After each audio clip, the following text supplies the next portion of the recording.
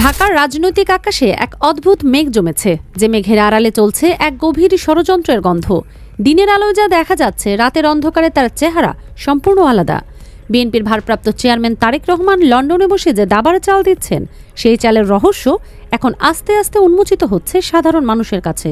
গত কয়েকদিনে যা ঘটেছে তা কোনো সাধারণ রাজনৈতিক কার্যক্রম নয়, এটা একটি সুপরিকল্পিত নাটক, যে নাটকের মূল পরিচালক বসে আছেন হাজার হাজার মাইল দূরে, আর এদেশে তার পক্ষে অভিনয় করে যাচ্ছেন কিছু পুতুল চরিত্র।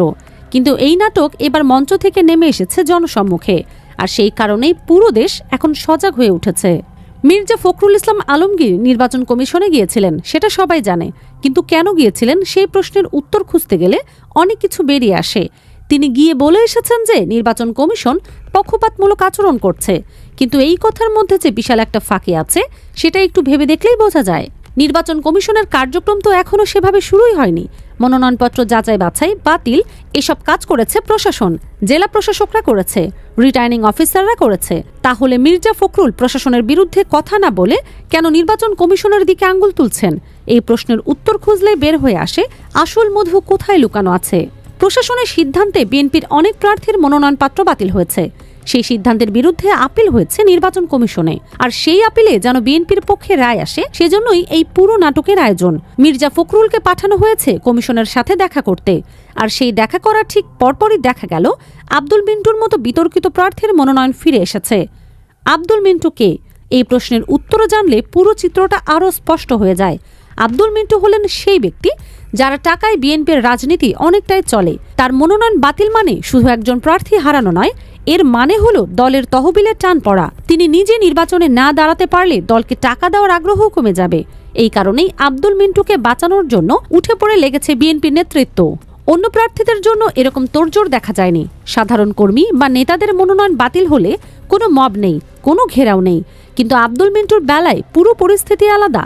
এটা প্রমাণ করে যে পুরো বিষয়টা টাকা এবং ক্ষমতার খেলা ছাড়া আর কিছু নয়। নজরুল ইসলাম খান নামে বিএনপির এক নেতা বলেছেন যে বিভিন্ন কারণে অনেকেই বিদেশে যেতে হয়েছে, তাদেরকে নির্বাচনের সুযোগ দেওয়া উচিত। এই বক্তব্যের মধ্যে একটা স্বীকারোক্তি লুকিয়ে আছে। তারা নিজেরাই মানছেন যে তাদের প্রার্থীদের কাগজপত্রের সমস্যা আছে, দ্বৈত নাগরিকত্বের ইস্যু আছে, কিন্তু সেই সমস্যার সমাধান না করে তারা চাইছেন গায়ের জোরে প্রার্থীতা আদায় করতে। আওয়ামী লীগের ভয়ে বিদেশে যেতে হয়েছে, গুপ্ত থাকতে হয়েছে, এই অজুহাত দিয়ে তারা দ্বৈত নাগরিকত্বের অভিযোগ থেকে রেহাই চাইছেন। এই যুক্তিতে ঋণ খেলাপির ক্ষেত্রেও বলবেন যে গত 17 বছর গুপ্ত ব্যবসা করতে হয়েছে, তাই ব্যাংকের টাকা দিতে পারেননি। এই ধরনের হাস্যকর যুক্তি দিয়ে তারা আইনকে বুড়ো আঙ্গুল দেখাতে চাইছেন। তারেক রহমান বুঝতে পেরেছেন যে অবস্থা খারাপ। সবার চোখের সামনে নির্বাচন কমিশন তাদের প্রতি প্রকাশ্যে পক্ষপাত করতে পারবে না। নির্বাচনের আগেই তাদের প্রার্থীরা মাঠ ছেড়ে পালিয়ে যেতে বাধ্য হচ্ছে। পরাজয়ের আগেই পরাজয় ঘটছে। এই পরিস্থিতি সামলাতে তিনি দুইমুখী কৌশল নিয়েছেন।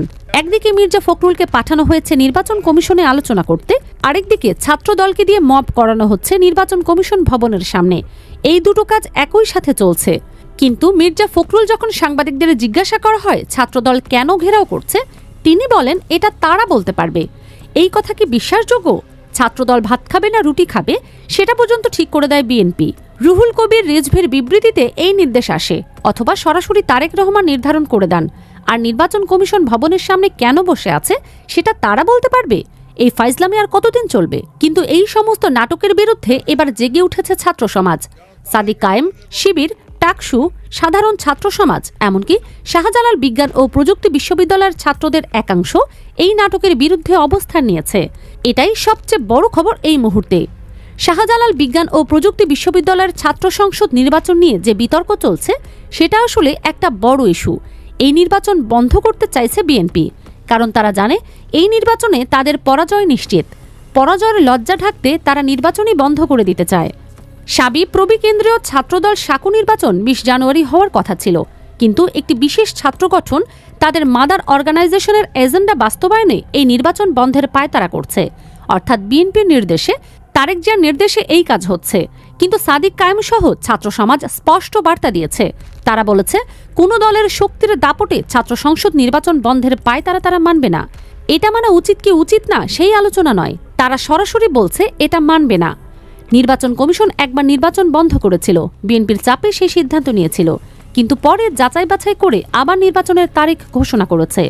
এমনকি শাহজালাল বিজ্ঞান ও প্রযুক্তি বিশ্ববিদ্যালয়ের ছাত্রদলও রাজি হয়েছে নির্বাচনে অংশ নিতে, কারণ তারা সেখানকার শিক্ষার্থীদের মনোভাব বোঝে। এখন নির্বাচনের সময় প্রায় এসে গেছে। এই পরিস্থিতিতে নির্বাচন কমিশন আবার কি নির্বাচন বন্ধের নির্দেশ দিতে পারে? সেটা করলে আগুন জ্বলবে বাংলাদেশে। সকাল সন্ধ্যা এক এক সময় এক এক সিদ্ধান্ত দিলে এই নির্বাচন কমিশনের সক্ষমতা নিয়ে গুরুতর প্রশ্ন উঠবে। সাদিক কায়েমের বার্তা মানে পুরো বাংলাদেশের ছাত্র সমাজের বার্তা। ছাত্রদলের সাথে এই মুহূর্তে কোনো ছাত্র নেই বললেই চলে। তারা বিচ্ছিন্ন হয়ে পড়েছে সাধারণ শিক্ষার্থীদের থেকে। তাদের মব ও ঘেরাও কর্মসূচি আসলে জনসমর্থনহীন একটা প্রহসন ছাড়া আর কিছু নয়। ছাত্র সমাজ বলেছে তারা জুলাই বিপ্লব পরবর্তী বাংলাদেশে শিক্ষার্থীদের গণতান্ত্রিক অধিকার খর্ব করার যে কোনো অপচেষ্টা রুখে দেবে।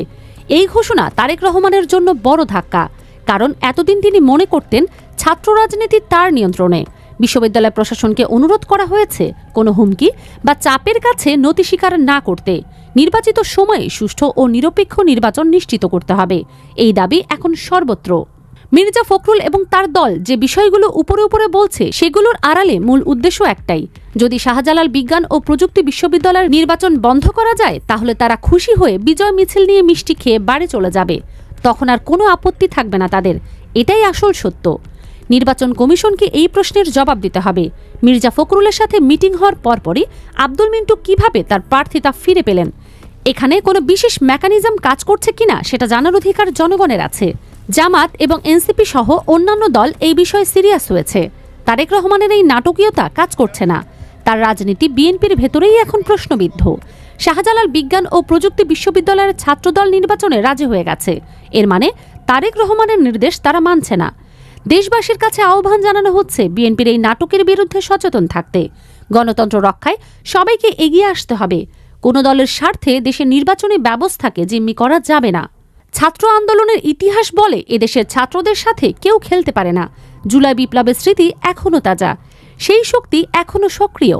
তারেক রহমান যদি মনে করেন লন্ডনে বসে দুর্নিয়ন্ত্রণে দেশের রাজনীতি চালাবেন, তাহলে তিনি ভুল করছেন।